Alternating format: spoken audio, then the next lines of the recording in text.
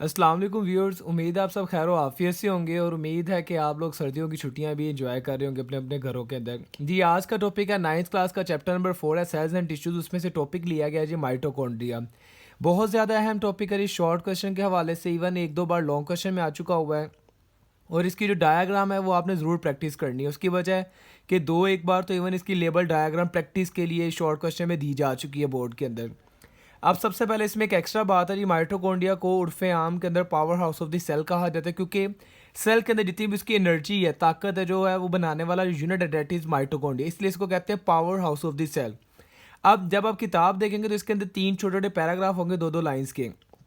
तो आपने जो पहला पैराग्राफ उसके ऊपर हेडिंग देने फंक्शंस की, सेकंड के ऊपर स्ट्रक्चर की, थर्ड के ऊपर जाके कंपोजिशन के ऊपर या इंटरनल मटेरियल की या इंटरनल कंपोजिशन की आप हेडिंग दे सकते हैं। सबसे पहले फंक्शन यार है, 3 मुख्तलिफ फंक्शन है लेकिन बात एक ही है। माइटोकॉन्ड्रिया हमारे सेल के अंदर क्या काम कर रही है? ये एरोबिक रेस्पिरेशन में, जो कि एक एनर्जी प्रोडक्शन का अमल है, जो जल्दी आपसे डिस्कस किया जाएगा चैप्टर नंबर 7 का लास्ट टॉपिक, उसमें इन्वॉल्व है, जिसके नतीजे में सेल के अंदर एनर्जी बनाती है। और सेल की जो एनर्जी है उसे कहा जाता है एनर्जी करेंसी को ATP, एडिनोसिन ट्राइफॉस्फेट। तो तीनों बातें एक ही हैं। सेल के अंदर एरोबिक रेस्पिरेशन करना, सेल के अंदर एनर्जी प्रोडक्शन करना, सेल के अंदर ATP बनाना, ये तीनों की तीनों बातें एक ही है। ये तीनों के तीनों काम माइटोकॉन्ड्रिया ही परफॉर्म कर रही है। सेकंड इसका स्ट्रक्चर है। तो इसका स्ट्रक्चर कैसा होता है जी? ये एक तकरीबन कैप्सूलर शेप स्ट्रक्चर है, जिसको जब ट्रांसवर्सली कट करके अंदर से देखा जाता है तो इसकी 2 मेम्ब्रेन होती है।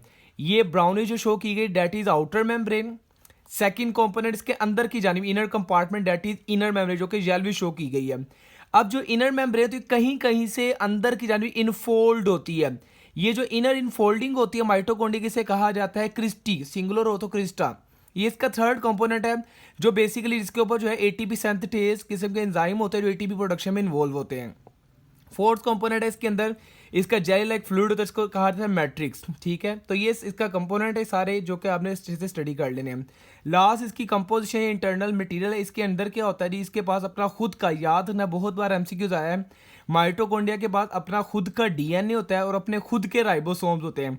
वैसे ही एक एक्स्ट्रा बात ऐड कर देते हैं, ये जो DNA है ये मुशाबे रखता है बैक्टीरिया के साथ। सेकंड, ये जो राइबोसोम है, these are also similar to bacteria, तकरीबन बैक्टीरिया जैसे ही होते हैं। 70s इसके राइबोसोम्स होते हैं, जो कि माइटोकॉन्ड्रिया की खुद की ज़रूरत के लिए जो प्रोटीन है वो इन्वॉल्व, उसमें उसकी प्रोडक्शन में इन्वॉल्व होते हैं। इसलिए इसे हम कहते हैं माइटोकॉन्ड्रिया जो है सेल्फ रेप्लिकेटिंग ऑर्गेनेली है। ये अपने आप को खुद से ज़रूरत पड़ने पे डुप्लीकेट कर सकती है। मतलब जहाँ इसकी ज़रूरत ज़्यादा होगी, ये अपनी अमाउंट डबल करके 3, 4, 5 से 7 बना सकती है। जहाँ इस मसल्स के अंदर जहाँ इसकी ज़रूरत कम होगी, वहाँ इसकी तादाद नॉर्मल रहेगी। तो इसका असल काम है एनर्जी प्रोडक्शन। इसी मुनासबत से इसका काम होता है और इसी मुनासबत से इसकी तादाद होती है। तो उम्मीद है छोटा सा टॉपिक आपको पसंद आएगा। इंशाल्लाह नेक्स्ट टॉपिक में आपसे दोबारा मुलाकात होगी।